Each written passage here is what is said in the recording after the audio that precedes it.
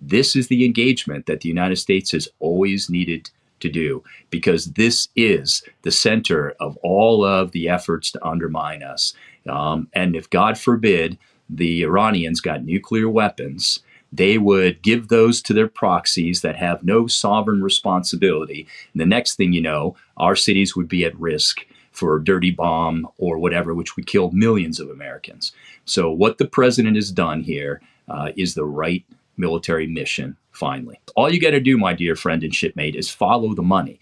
There's $15 trillion of rare earth minerals up there, in addition to all kinds of other natural resources. Frankly, we need to be in Greenland, because the Arctic is an area of immense interest. That's why the Chinese are building nuclear capable icebreakers. That's why the Russians have reopened bases in the Kola Peninsula. They have beat us to that space. And so we need to move quickly. And this president understands that. I mean, that was one of the reasons why, Sean, as you well remember, when I was on the transition team and you were in the White House, that I was sent to Norway on purpose, because of my background as a former ASW pilot and a retired admiral, to put emphasis on the Arctic, because no other administration, right or left, had ever really stopped to think about the importance of what the Arctic could mean to the world.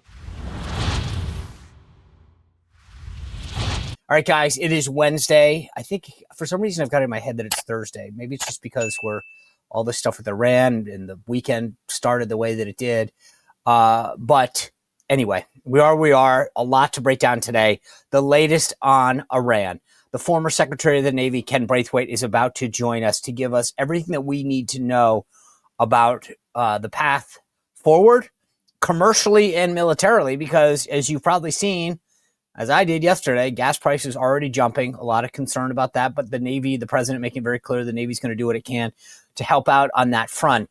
We'll talk about that. Plus, I'll give you a little bit of a heads up as to what happened in Texas and where I think things go going forward. So anyway, this morning, and I assume this is going to be kind of a regular thing, but Secretary of War Hegseth, Chairman of the Joint Chiefs, Dan Kane, out this morning with the latest update. The Secretary of War Hegseth made it very clear we have complete dominance now, air dominance. He talked about over and over again, like we control all of their skies, anytime, anywhere, right now, 24/7. The U.S. is in 100% control of the airspace, and then making a bunch of updates on the naval dominance, what they've done to take out their assets here as we march forward, using some pretty strong language, by the way, and talking about how the biggest, best, attack hasn't even happened yet. I mean, I think part of this is messaging, making it very clear to the rest of the leadership that still exists in Iran. You either get on board with us or we're going to take you out. Take a look around you, see what's happened to your assets, to your other leaders. They're gone, bye-bye. And he used that word, this person dead, the council dead. I think they are really trying to make sure that they send a strong signal that you can cooperate with us. I mean, frankly, go look at what happened in Venezuela. This can end well for you, or you can die in the process of defending, but it's not going to go well. I think that was at least my big takeaway. The chairman of the Joint Chiefs, or before we get to that, let me just say there's some great footage coming out of so many of these accounts. And there was a great Department of War footage of a U.S. submarine violently sinking an Iranian warship. And I believe that this is the first torpedo takedown of another naval asset in since like World War II. And the secretary noting that today. I mean, this is a big deal. We are taking out all of their assets and making sure that they are left completely crippled to be a threat going forward. That's important to grasp. General Kane, chairman of the Joint Chiefs, using his time right after Secretary Hegseth talked to honor 4 of the 6 souls that have been lost in support of this war. Take a listen. It's with profound sadness and gratitude that I share the names of 4 of our 6 fallen heroes, all from the 103rd Sustainment Command, U.S. Army Reserves out of Des Moines, Iowa. Captain Cody Cork, Sergeant First Class Noah Tegens, Sergeant First Class Nicole Amore, and Sergeant Declan Cody. To the families of our fallen, We grieve with you today, and we look forward to welcoming your family members home at Dover in the coming days. I mean, look, in a world where we talk about or know the names of influencers, etc., I just want to say, like, take a second, look at the photos of these four souls who served our country. We always say the word freedom isn't free. Even in training exercises, there's significant risk. There are people and families and friends that will never see their loved ones again because they were serving forward, serving our country. And I just say this in a world where everyone knows the name of some influencer or TikTok person or Instagram model. Say their names for 2 seconds. And just remember that all these people who serve that we'll never know the names of or remember the names of in 5 years, we're out there doing stuff to make sure that we are safe and protected. Whether you agree with what the president's doing or not, these are the sacrifices that so many people who have signed up to serve in our military make. Unknowingly sometimes, obviously. These individuals, these four, were in an unsecured area and taken out by some kind of weaponry that got through. That's the threat that is always facing people who serve, whether it's on a ship or in a forward in base or even at home doing training missions. And so just ask you to take a moment to recognize their sacrifice. Last night, Speaker Johnson and the House Republicans getting a briefing about the latest. I want to play for you Speaker Johnson's takeaway about what he heard at that briefing. Take a listen. They made clear, and they've been very consistent from the beginning, that the objective, the mission here, the rationale for it is very clear and very simple. You've heard it articulated over and over and over from the President of the United States, from the Secretary of State, from the Secretary of War, myself, and many others who have said this over and over. I'm not sure why there are lingering questions about this. This is really a very simple matter. It's about the building of ballistic missiles. That's what Iran was engaged in. And they were doing it at a speed and at a scale that was exceeding the ability of our regional allies to respond appropriately. This created an imminent and serious threat. It also gave them cover to continue with their nuclear ambitions. As you know, we tried very hard to negotiate with them about that nuclear enrichment of uranium. We tried to talk with them about their continuing to fund their proxies, all the terrorist organizations that have wreaked havoc and killed Americans and American citizens. And the buildup of their missiles was so important and so serious that the President of the United States, this President, thought that it was a great enough threat that we needed to act. We had a narrow and unique opportunity, a window of opportunity to act, and if that window had passed, it would have been much more difficult for us to achieve the mission. The mission is very simple. It's twofold. We take out their ability to launch ballistic missiles and to produce ballistic missiles, and we downgrade their Navy. That's it. That's what we're doing. It's short in scope. It does not violate the law in any way. It was explained here very well. Now, here's the thing. He ended that by saying it doesn't violate the law in any way. And you heard yesterday Tim Parlatore talk about the law, the War Powers Act. This is silly. I mean, the president notified Congress within 48 hours. They've had everyone in the world up there briefing these guys over and over again. Secretary of State Rubio, other folks briefing them. The Department of Defense has been briefing. The staff has been briefed. They complied with that part. And then, as Tim said yesterday, they have 60 days to go to Congress if it continues. It's been 4 days and there are no boots on the ground. The president has absolute authority. I mean, Barack Obama went into Libya and the Democrats didn't have a problem with that. So I just keep this in mind. And by the way, I know we talked about this yesterday, but and I'll bring this up with Secretary Braithwaite in just a second. The bigger thing that's not being discussed, and I get maybe it's not the biggest talking point that the administration wants to lead with, but what this is doing to China cannot be understated. Between Venezuela and Iran, that's where they get the majority of their oil from. We are economically crippling them and really affecting their lives over there in China. No one wants to talk about it, and that's fine. I get it. But just remember that there are some bigger things at stake here that we need to keep in mind, because for all this thing about countering China, we're countering China. We now have Venezuela under our control, and we're about to have Iran. And China has to know this. I mean, they're not dummies. They get it. But the speaker there at the end of that little remark noted about the law, and he further explained what's going on there with respect to that. Let me play that for you right now. The president is well within his constitutional authority to do what he has done, and it is entirely consistent with a history of former presidents for at least 4 decades. There's no question about this. The Democrats never had any question about it when Democrat presidents were using this authority. When you look at the analysis of the War Powers Act and the law that applies and the powers that are given to the Commander-in-Chief under Article 2 of the Constitution, President Trump has done exactly what he should do. He is squarely within the law. He used his discretion and his authority and the intelligence that he had, exquisite as it was, as is demonstrated by its effectiveness, and he did what he should have done as a commander-in-chief. The idea that a few colleagues here would try to move a war powers motion and resolution to the floor right now is dangerous. Imagine a scenario where Congress would vote to tell the commander-in-chief that he was no longer allowed to complete this mission. That would be a very dangerous thing. You see that Iran is firing almost seemingly indiscriminately at targets. They're trying to intimidate America. They're trying to test our resolve. And the idea that there's some members of this legislative body that would play along with that plays right into the hands of the enemy. And I think it's shameful. I do believe we have the votes to defeat it. I certainly hope we do, because we have lots of troops, service members, in harm's way right now, and the balance of this thing is hanging there. It's been very effective thus far. It needs to be completed. We don't need Congress getting in the way of that. Now, look, we're in a midterm year, and I get that. Politics are everywhere.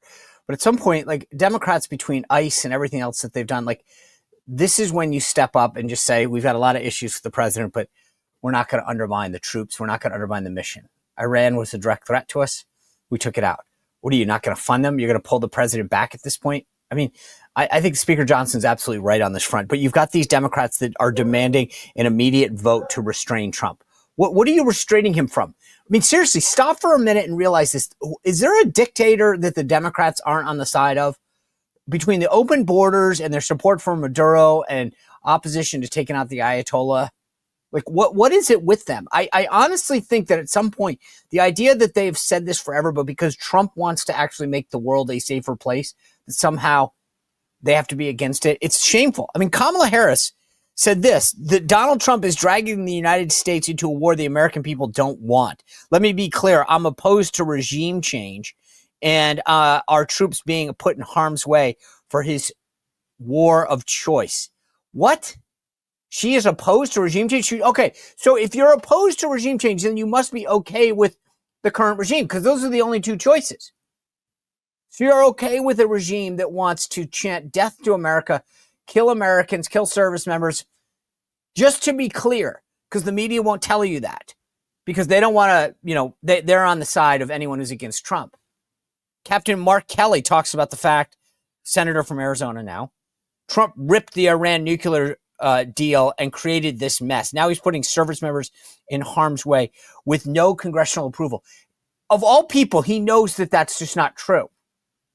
The War Powers Act is very clear. And also, he's served in the military for at least 20-something years. The guy knows that he was part of missions or in while missions happened that presidents did all the time that didn't require congressional action. So let's cut the thing. And oh, by the way, let's also remember Hillary Clinton and what she said about Iran. Take a listen. And I want the Iranians to know that if I'm the president, we will attack Iran.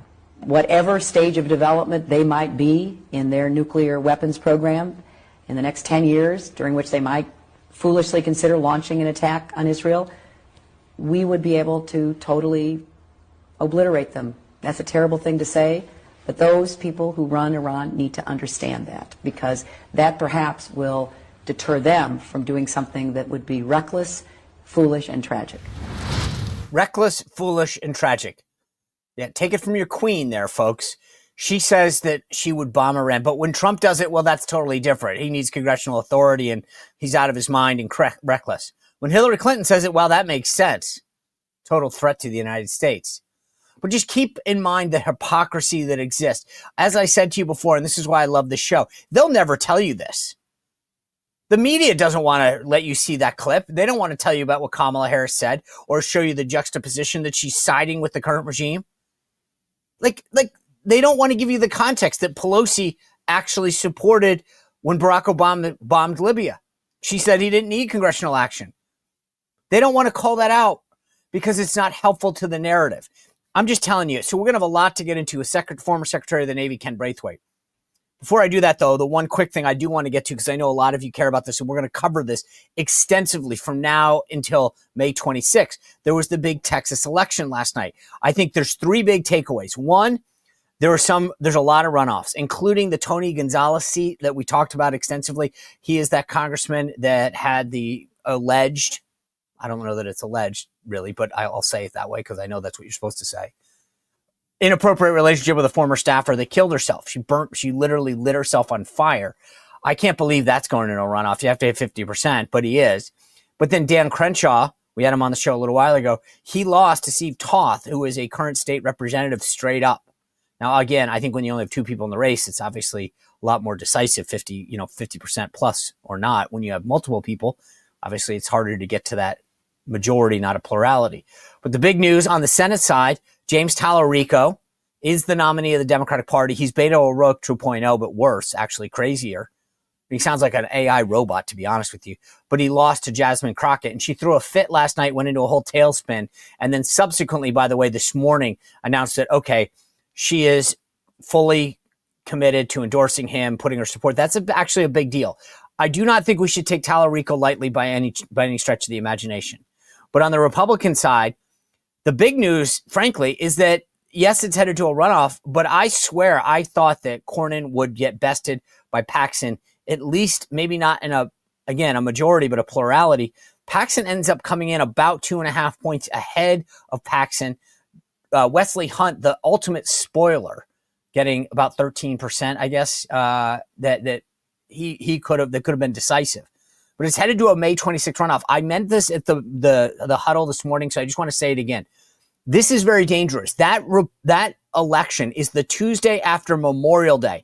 Understand, that's a very, very different day to be having. People in Texas are going to go on vacation from Memorial Day. Who knows when they're getting back? You got a Tuesday election right after that.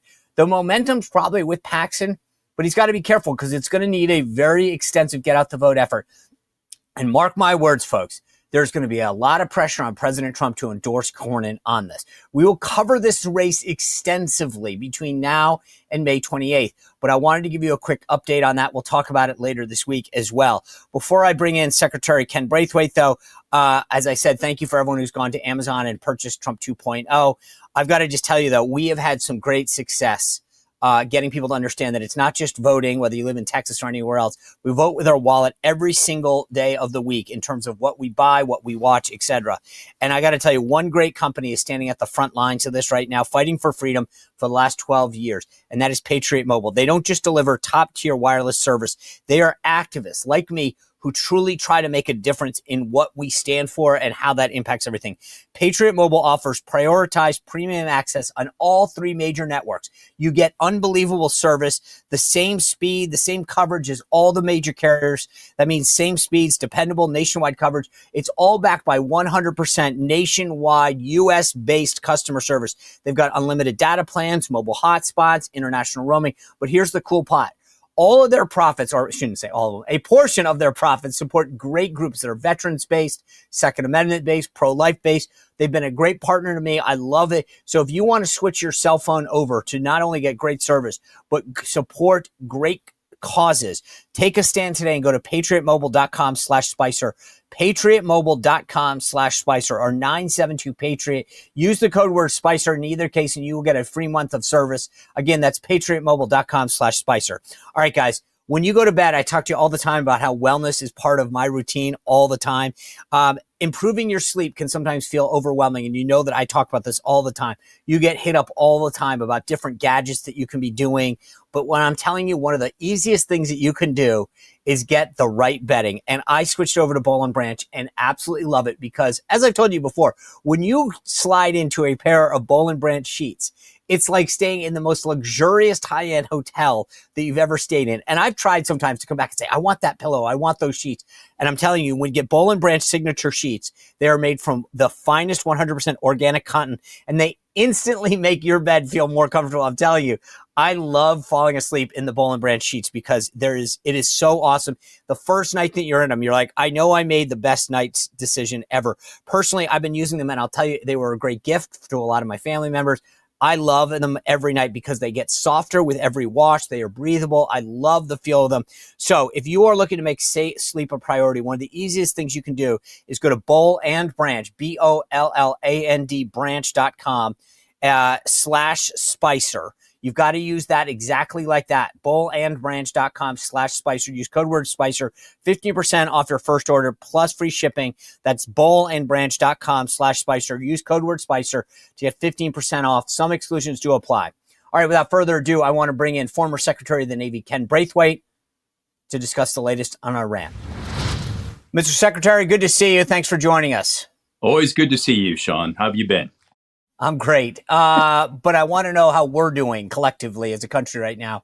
Give me your assessment of what's going on in the region right now with respect to Iran and how we're prosecuting this. Yeah, so as everybody knows, those that are following the news, we've launched strikes on Iran. We have dominance at sea, that, being a navalist as I am, we're prosecuting this in a manner consistent with our interests. As you well know, having served with me before, I've been saying this for the last 40 odd years. Iran is a true threat to the United States, to our democracy. And they've continued to show that efforts, to undermine our interests around the world. So this is long overdue. Yeah. Let me ask you this. These guys went in, fired off a ton of missiles, took out a lot of sites. When you're on a ship right now in that area, in the Persian Gulf, what are your rules of engagement post this? Is it wait till we get fired on? Is it they give you orders? Like, what is the posture of a lot of our current ships and sailors in the region right now? Well, the command authority, Central Command, and then through NAVCENT and Fifth Fleet, will continue to guide the direction of those fleet assets. Of course, they have to be prepared to defend against any attacks by Shaheeds or anything else, and they've got the capability of doing that. But again, they'll continue to engage at a rate that the Central Command and the overall command authority directs. So the president yesterday, and I just want to make sure I read this, it says, this is what President Trump said: effective immediately, I have ordered all United States Development Finance Corporation to provide at a very reasonable price political risk insurance and guarantees for the financial security of all maritime trade, especially energy traveling through the Gulf. Obviously, I think that's pretty obviously means oil. But then he said, if necessary, the United States Navy will begin escorting tankers through the Strait of Hormuz as soon as possible. No matter what, the United States will ensure the free flow of energy to the world. The United States economic and military might is the greatest on earth. Is this a task that the Navy is up to? Oh, absolutely. Although it'll be extremely sporty going through there, and we will have to knock out whatever defenses Iran has directed to those straits. But as you know, it's very narrow going through there. So we definitely, put our fleet assets at risk doing that. But again, that's the only way that Iran can apply pressure around the world is to affect, energy prices. So is this what are the threats? Like, we keep talking about destroying the Iranian Navy. Is it these small boats? Is it missiles being shot from land? Like, what are the threats that we still need to take out or be aware of that's not allowing that free flow for commercial travel through the strait? Yeah, so, the Iranian Navy is pretty much non-existent. They have some Mudge-class frigates, but, most of their naval vessels are very small patrol boats. And in that, the capability of just harassing us in the straits is there. What's more problematic for us, Sean, are the missiles that are ashore in Iran that are targeting the straits. Again, very narrow space. If they zero in everything on that space, it would make it very difficult for us, even with naval cover, to be moving and escorting tankers through there. One of my classmates was aboard one of the frigates back in the first Gulf War, and will tell you that was always an extremely sensitive operation, as you recall, when we were escorting tankers back then. So here in an open conflict with Iran, it becomes even more difficult. That doesn't mean we can't do it. We can. And as the president said, we are the greatest Navy in the world. We've demonstrated that last year in the Red Sea with all the attacks by the Houthis. And I'm confident we'll demonstrate that again. And to the best of our ability, we'll keep those straits open. How big of a threat are drones? That seems to be one of the things that Iran really has stockpiled. Are these drones that can come out of, like, is that really beyond the shore-based missiles, et cetera? Is this a big concern for our Navy? Yeah, so the Shahed 136 is a one-way attack drone that does about 100 miles an hour. They're very cheap to manufacture, $20,000 to $50,000, per copy. If you swarm anything, it's going to be difficult. The unique opportunity here for the Navy is that we're a moving target. And as you know, Sean, moving targets are much harder to hit. That's why they're going to continue to struggle to engage us because we're underway and they're not. Their success to date has been those that have gotten through beyond the line of defense and have hit stationary targets. So again, would it be problematic? Yes, it will be a challenge, but it's one that the U.S. Navy is definitely up for. Is it Iran or their proxies that are the biggest concern? Yeah, I would say Iran, because Iran, we don't know, what their arsenal is and how many of these Shaheeds and different variants they have. They also have other types of ballistic missiles. So they've got a punch capability, and we need to be mindful of that. So here's the big question: if how long? I mean, oil prices spiking. I just went by my local gas station last night. It's up 15 cents a gallon. Yep. Is this something that we should be prepared for oil prices to go up, or is the Strait something that, based on what you're seeing, that and the past experience of escorting tankers, that this may just take a little while to get a hold of? Or should we brace for the next 4 or 5 weeks of potentially higher gas prices? Yeah, so I would think that we should brace for higher gas prices.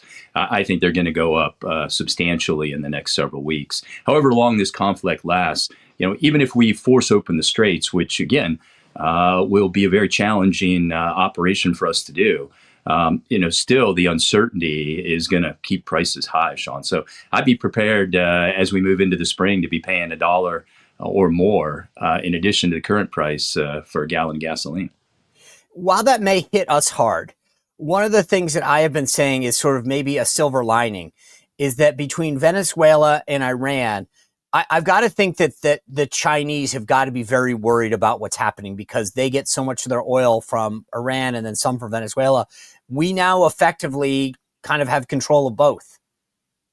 Absolutely. I mean, again, as I stated when we began, this is an operation that has been long overdue, and we knew it would rock the energy market. But again, the longer that we prolong engaging Iran directly, they'll continue to undermine our interests, especially in the Middle East, but around the world. They've supplied these Shahed drones to the Russians, who have begun to manufacture them. They've done the same thing with North Korea. I mean, they're definitely this, I would say, a key part of the axis of evil. And as far as the oil markets, as it begins to stabilize, the U.S. will have more control, will have more influence. And that does give us a better opportunity to leverage that with our friends, the Chinese. But if you're the Chinese and you saw what we just did in Venezuela, you saw what we did in Midnight Hammer, and now you see Epic Fury. We've always done these war games. It's open source material about what we would do if Taiwan were invaded. Do you think this gives them pause, where the Chinese are saying, maybe we don't want to do anything because we're now watching the might of the U.S. military and what they can do, and this is now not theoretical. This is real. Yeah, I mean, they know our capabilities, Sean. They're a much more strategic, a much more formidable potential opponent than anybody else on the face of the earth. If anything, they're watching us to see, how we're engaging, especially in this UAV space where all of this, counter drone efforts are new, to combat. So as part of that, yeah, the Chinese are watching. But remember, the Chinese are really good at watching. And when they watch, they keep all their assets in battery, as we say in the Navy, prepared to utilize those when they want to and when they need to. I think the U.S. Navy is the force that's providing the edge that's keeping Taiwan the free democracy that it is. It's because of those straits and because of our influence, power project there, as well as not only on the surface but subsurface, that the Chinese think twice. That's why they're also, Sean, in the process of building the largest, most capable Navy in the world. I think I've shared with you and your viewers before, somewhere in the last decade or so, Xi Jinping railed Alfred Thayer Mahan, the influence of sea power upon history, and pivoted the entire Chinese military more towards the maritime sector. That's why they're building aircraft carriers. That's why they're pumping out 2 to 3 frigates a year, a couple destroyers. They want to be a presence on the open seas of the world. Speaking of presence in aircraft carriers, the French sent an aircraft carrier towards the Persian Gulf. Is that helpful? Is it needed? What kind of coordination happens when something like that arrives on station? Well, when we were in Afghanistan and, part of ISAF with the NATO forces who were there help us, all that was coordinated. I'm sure there's some coordination going on through NATO, but at this point, a little late to the game. I'm not sure what France's interest is. Perhaps they're, it's just a play to say, hey, we're here. We have some capabilities. No, we don't need them. Let's be honest. You and I both know that. Yeah, no, I know. That's why you confirmed what I thought, which is, hey, thanks for showing up 5 days later.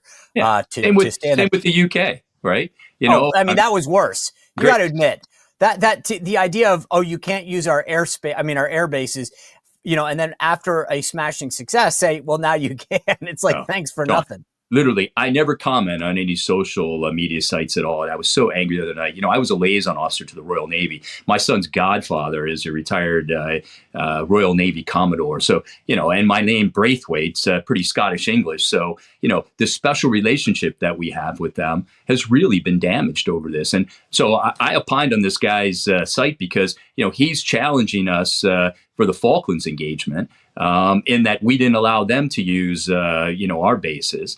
And, I had to teach him a lesson in history about how Ronald Reagan and the U.S. Navy were the ones who provided the avenue so that the Brits could win in the Falklands. So, there be it. But aside from your role as Secretary of the Navy, you're also an ambassador. So let's just put that hat on for a second. I mean, what is it like? You've got some issues, especially in the UK, where we have a special relationship. Is there a little bit of bridge building again that has to happen to say, hey guys, you love to lecture us about what we should do with our military and our funding for NATO, but when the going got tough, the British weren't there for us? Well, Sean, we're the ones that have invested in our military since World War II. We're the ones who created the most formidable military in the world, right? And that is an investment that the American taxpayers made, but it was at a cost. I mean, we're suffering a deficit because of that. So when I was ambassador in Norway, I was pushing the Norwegians, who sit on a $1.4 trillion sovereign wealth fund, to actually, embrace and, honor their commitment to go to 2%, now 5% of their GDP towards defense spending. We can't continue to subsidize the defense of the Western world and democracy. And I think that's what the president's trying to get that message across. I think Secretary Rubio did a great job the other day. Like, this is the new dawn, a new day. You need to step up. You need to modernize your forces. We're still committed to NATO, yes, but a fair NATO where everybody's contributing their fair share. We've had a very successful last. There you go. There you go. There you go. We know what time it is. As far as this campaign has gone, it's been very successful in terms of mission accomplishing, what we've accomplished, taking out their assets or whatever. Should we be prepared? And I know the president has tried to condition us a little for this. I know loss of life, we're at 6 right now. But in terms of naval and aircraft assets, should we worry about potential damage to our ships and our military assets? Well, it depends, what our overall objective is, right? If it's regime change, we've taken a step towards that. And you have to ask yourself, what the Ayatollah was thinking a week or so ago before he lost his life. I mean, let's go back in history. Noriega, Saddam Hussein, Gaddafi, right? Now Maduro being in jail, and now the Ayatollah losing his life. I think a lot of these regimes around the world that are, part of of this evil axis need to take note. And so, if our objective is some regime change and to get the IGRC or anybody else to step up and engage with us in a way that's consistent with our interests, and our interests have always been preventing them from having a nuclear weapon, then I think we get to a solution where we don't have to engage ground troops. And let's hope that's our objective, because if we do engage, I mean, it's a large country, 90 million people, and they've got a formidable army, and they're willing to just commit those people and not worry about the impact on their society at large, which is different for us as a democracy. I mean, every life matters in America. Sadly, for the regime in Tehran, every life doesn't matter. So it would be a extremely difficult. We would win for sure, but it would cost us lives. It would cost us equipment, and it would be very hard for the American people to accept that. However, and I've said this in several forums. I gave a speech a week or so ago about this. This is the engagement that the United States has always needed to do, because this is the center of all of the efforts to undermine us. And if, God forbid, the Iranians got nuclear weapons, they would give those to their proxies that have no sovereign responsibility. And the next thing you know, our cities would be at risk for a dirty bomb or whatever, which would kill millions of Americans. So what the president has done here is the right military mission, finally. The last time you were on this show, you proactively, when asked what the greatest threat we face, and I thought you'd say China, you said Iran. Yes. There are now lots of people that say, why are we there? What's the president doing? You knew something back then, and I mean, you've known something for a long time, about the threat that Iran poses to the United States. So if somebody's listening right now and saying, I still don't know why we're doing this, explain to them what the threat that we faced was and why it was so important that we take it out. Yeah, so my daughter asked me this question a week or so ago, Sean, and she leans a little to the left. So I'll just put that on the table. But I told her, I said, Grace, she went up to New York a weekend before last, enjoyed, a Broadway play with her friend, and came back. And I said, did you feel safe? And she said, yeah, I felt safe, Daddy. I mean, I'm smart. You've taught me to have situational awareness when I'm on the street. And I said, but you were safe. You felt secure. Yes, I did. Right? I said, that would all change if Iran, our avowed enemy, got nuclear weapons. Sean, I was retired from the Navy, fat, dumb, and happy as a healthcare executive, doing pretty well, when I was so appalled that the Obama administration agreed to the JCPOA, that's when, and I remember talking to you about this, that I got back involved. And I ended up campaigning for President Trump in 2016. And next thing you know, I'm the U.S. ambassador to Norway and later the Secretary of the Navy. It was because of that and that alone that I got back involved in government service, because I knew back when I was a young midshipman and the revolution occurred, right, that the Iranian regime hated the West, not just the U.S., but all of the West. And they were just biding their time until they could get to a point to hurt us. And so everything that has happened bad to us in the last 40 years can be tied back to Iran. Even the Taliban, who's an enemy of Iran, but, I guess when you're somebody is the enemy of my enemy is my friend kind of thing. I mean, the Iranians were providing all the sophisticated IEDs that took out all our forces in Afghanistan. So that's where it comes back to Tehran and this, radical Islamic regime that hates us. And so you can say what you want in London or Paris, but if the Iranian regime there now, not the Persian people, they're wonderful, right? But this radical Islamic, regime got nuclear weapons, we would see those deployed again through their proxies, in Rome, in Paris, in London, in New York. And it would be very easy for them to do that. That's why Iran is the greatest threat to the United States. The Chinese are a sovereign nation. They have to engage with us in a diplomatic manner. mean, there's been no diplomacy with Iran, since the revolution in '79. And, we continue to see that. The president tried to engage in, negotiations with him over the last few weeks, telling him, look, I'm amassing a force here. I mean, it's pretty evident, what the intent was, and they still didn't want to negotiate with us. So the Ayatollah lost his life because of that. And hopefully, whoever's in charge in Iran today, right, better wake up, smell the roses, and realize that the United States commitment here is to ensure that Iran can be a peaceful nation and can participate and trade with us and all the rest of it if they agree not to have a path towards nuclear weapons. It's as simple as that.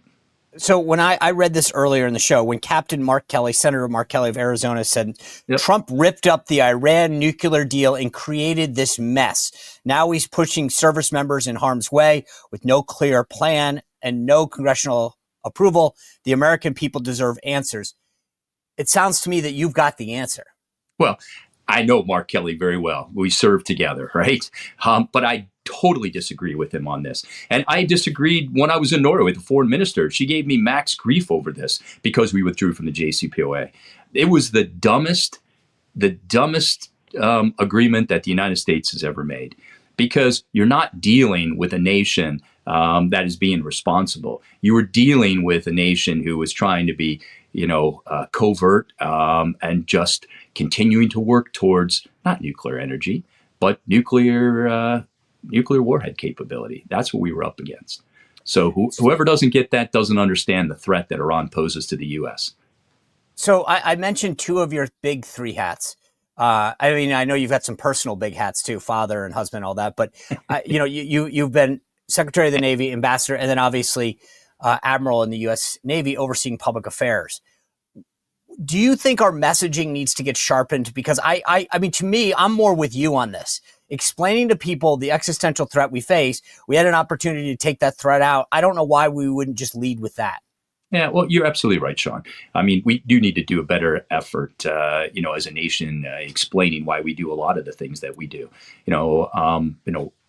When I was overseas before, and I'm a fellow at NATO, explaining why Greenland was important, right? I had the Danish mill rep, the general, come over to me like, how can you threaten Denmark over Greenland? I said, so what has Denmark done for Greenland? Have you built any bases? Have you conducted any exercises? Have you done anything to shore up your defenses of Greenland?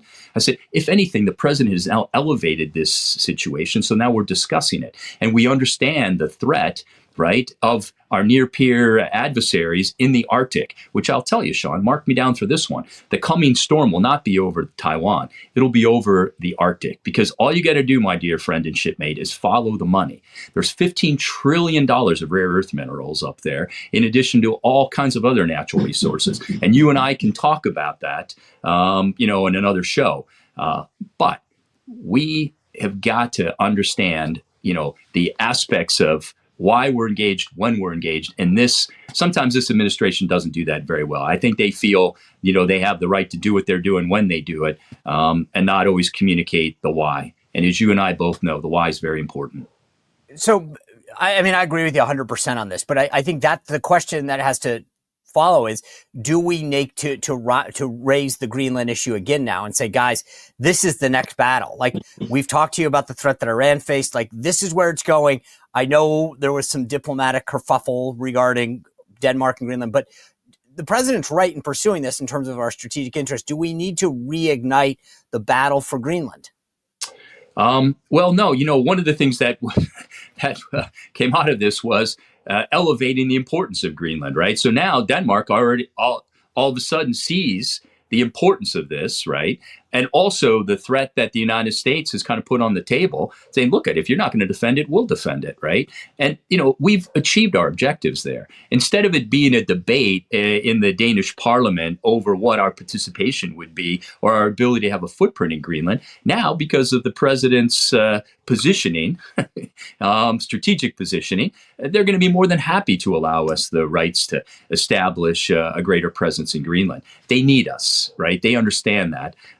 And frankly, we need to be in Greenland because the Arctic is an area of immense interest. That's why the Chinese are building nuclear capable icebreakers. That's why the Russians have reopened bases in the Kola Peninsula. They have beat us to that space. And so we need to move quickly. And this president understands that. I mean, that was one of the reasons why, Sean, as you well remember, when I was on the transition team and you were in the White House, that I was sent to Norway on purpose because of my background as a former ASW pilot and a retired admiral to put emphasis on the Arctic, because no other administration, right or left, had ever really stopped to think about the importance of what the Arctic could mean to the world. Yeah. And that's the importance. I think that's where the messaging comes in, explaining why it matters in Iran, explaining, and you're right. I mean, we've elevated the Greenland understanding because it is the future. And I know sometimes it's not. Most people don't know 58,000 people in Greenland, right? So before this ever happened, back in the first administration, the Chinese were already there, Sean, selling their same wares as they've done in Sri Lanka and all across the African continent. We'll come in. We'll build your ports, build your railroads, build your airports. You don't need a relationship with Denmark. You have nothing in common with Denmark. You should declare your own sovereignty, become an independent nation, and allow us to bankroll everything, right? That was happening, right? So why wouldn't Mr. Trump, who's a real estate guy, say, hey, you don't want to defend it, we'll buy it from you, right? Oh my God, the world came apart in Europe over that, if you recall. But that was the underlying reason. Again, we just didn't communicate that well enough. I agree. Secretary, Ambassador, Admiral Braithwaite, thank you for joining us. I really appreciate your insight. And friend, take care. Add that to the thank you, sir. All right, bye now. Great conversation with Ken Braithwaite. Obviously, we've got a lot to break down, especially on the media with the panel tomorrow.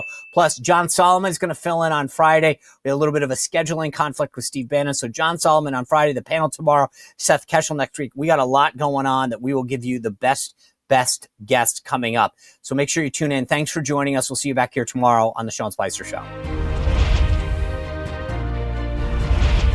Well, if you enjoyed this content, make sure to like this video, subscribe, and click the notification bell to get more.